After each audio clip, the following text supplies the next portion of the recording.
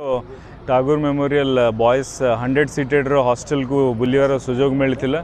देखीचु आम यहाँ बहुत दुर्भाग्यर कथा यहाँ शोचनीय अवस्था अच्छी तो बाथरूम रे आम हठात पचारू जो प्रकार स्मेल होता किए भी सीटी गोटे मिनटेट भी ठिया पारनी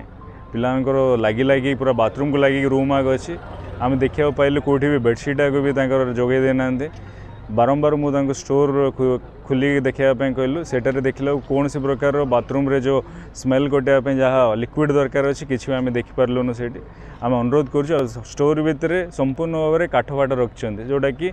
पिलान विपर्जयर कथा से आम अनुरोध रखु से सफा रखिए आ पिलानू जमती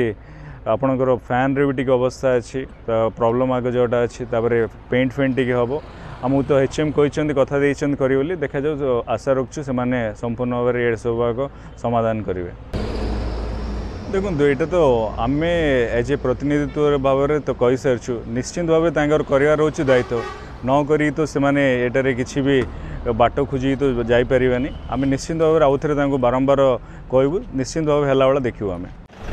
नहीं आमर विधायक आपण मानक जनइले बाथरूम ये सब ठीक ना इवेन फिनाइल मुझे ना से मु पिला मानक पचारि दीटा पिला गोटे बेड्रे शोचुंट यहाँ 100 बेड 100 पिला रहा कथा से विषयटा कौन पर आसला आम से मैटनरी को पचारू एवं तार जो स्टोर रूम देखिलु इते गंध अच्छी अपरिष्कार अच्छी